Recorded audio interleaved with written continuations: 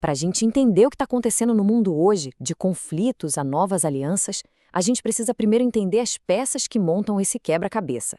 Vamos juntos desvendar como o nosso mundo é organizado de verdade, por trás daquelas linhas que a gente vê no mapa. Então, vamos lá. Para começar, a gente precisa entender quais são os blocos fundamentais que organizam tudo. Pensa neles como se fossem as regras básicas do grande jogo da política mundial. Olha só, à primeira vista, o mundo parece só um monte de país no mapa, né?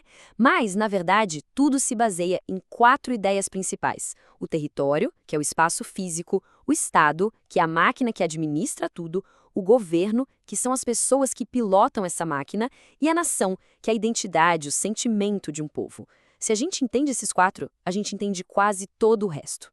Beleza, então. Agora vamos olhar para cada uma dessas peças com uma lupa. Entender direitinho a diferença entre elas é o segredo para decifrar a complexidade do mundo em que a gente vive. Primeiro, território. E olha, não é só um pedaço de chão, tá? É um espaço que é controlado. Ele tem fronteiras, limites bem definidos, que podem ser um rio, uma montanha, ou muitas vezes só uma linha imaginária que foi decidida num acordo. É ali, naquele espaço, que o poder acontece. E para a gente ter uma ideia mais concreta, dá uma olhada nesse número: 193. Essa é a quantidade de países, ou seja, de territórios soberanos que a Organização das Nações Unidas, a ONU, reconhece hoje em dia, cada um com o seu próprio poder. Agora, atenção aqui, porque essa parte confunde muita gente. O Estado não é o lugar, não é o país. O Estado é a estrutura, a máquina que governa aquele lugar. É o conjunto de tudo que organiza a vida ali dentro. As leis, os tribunais, o exército, tudo isso. E o que é essa máquina na prática? Bom, são as instituições que a gente vê e usa no nosso dia a dia, né? As escolas, os hospitais públicos, os tribunais, as forças de segurança. É tudo aquilo que, bem ou mal, faz a sociedade funcionar de um jeito organizado. Certo? Se o Estado é a máquina, o que é o governo? Simples. São os operadores temporários. São as pessoas, os políticos que são eleitos ou escolhidos para comandar essa máquina por um tempo, sabe? Eles vêm e vão, mas o Estado, a estrutura, continua lá. E por último, mas talvez o mais profundo de todos, vem a nação.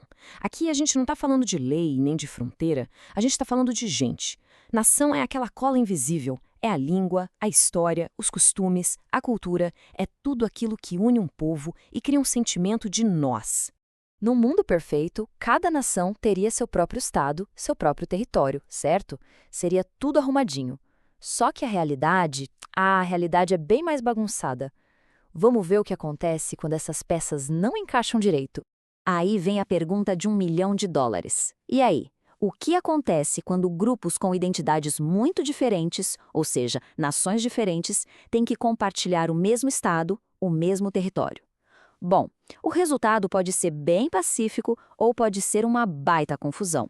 Olha só esses 2 exemplos, que são como água e vinho. Na Bélgica, a gente tem 2 grandes nações, a Flamenga e a Valona, que convivem, na maior parte do tempo, de forma pacífica dentro de um mesmo país. Já na Espanha, a história é outra. Lá, nações como a Catalã e a Basca vivem em tensão constante com o Estado, buscando mais autonomia ou até mesmo a independência total. Agora a gente vai para o cenário talvez mais dramático de todos, que é quando uma nação inteira, um povo com uma identidade super forte, simplesmente não tem um território ou um estado próprio. Pensa só na angústia disso. O que acontece com o sentimento de pertencimento de um povo quando ele não tem um lugar no mapa para chamar de seu? É daí que nascem algumas das lutas mais longas e tristes da nossa história. Mas afinal, o que é preciso para uma nação finalmente virar um estado reconhecido? Existe uma espécie de receita de bolo internacional? São 4 ingredientes. Primeiro, ter um território definido. Segundo, uma população que vive ali. Terceiro, ter um governo. E quarto, o mais difícil, ser capaz de se relacionar com outros países, ou seja, ser reconhecido pela comunidade internacional. Agora um número para a gente entender a dimensão humana disso. 30 milhões. É muita gente, né? Essa é a população estimada do povo curdo, que é considerada a maior nação do mundo sem um estado para chamar de seu. A situação dos curdos é exatamente essa. Um povo único, com uma cultura e uma língua, mas que foi dividido e hoje vive espalhado por territórios de 5 países diferentes. Essa divisão, claro, é a raiz de uma luta que já dura décadas para criar um país só deles, o Kurdistão. Outro caso muito marcante de uma nação em busca de um Estado é o da Palestina. A disputa por aquela terra é, nossa, muito antiga. Mas o ponto de virada mesmo foi ali em 1948, quando a ONU decidiu dividir a região e criar o Estado de Israel. Essa decisão deu início a um conflito que, infelizmente, reverbera até hoje. Agora, vamos para um contexto um pouco diferente. O desafio de manter um Estado com muitas nações dentro dele. Pega a Rússia, por exemplo. É o maior país do mundo. É claro que lá dentro vivem dezenas de povos diferentes. E administrar essa diversidade toda é um desafio gigantesco, como a gente vê no caso dos chechenos. A história da Chechênia é uma montanha russa. Eles já foram um território independente, depois foram engolidos pelo Império Russo. Na era soviética, ganharam o status de república autônoma. Depois da Segunda Guerra, foram acusados de traição e deportados em massa.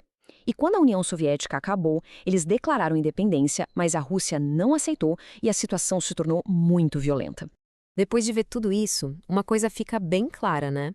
Aquele mapa mundi que a gente aprende na escola, todo bonitinho, com as fronteiras bem definidas, ele não é uma obra acabada. Ele é só uma fotografia do momento, um rascunho que está sempre sendo reescrito. Essa frase resume tudo perfeitamente. O mapa parece uma coisa fixa, parada no tempo, mas ele está vivo.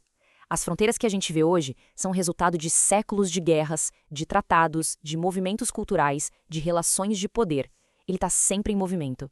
Então, no final das contas, o ponto principal é este: entender a diferença entre território, Estado, governo e nação nos dá a chave para decifrar as notícias. Agora, os conflitos que a gente vê por aí, os movimentos separatistas, tudo isso começa a fazer muito mais sentido. E para fechar, fica essa provocação para a gente pensar. Olhando para os curdos, para os palestinos e para tantos outros povos que ainda buscam o seu lugar no mundo, será que um dia esse mapa vai estar realmente finalizado? Ou será que a busca por um lugar para chamar de seu é uma história que nunca vai ter fim?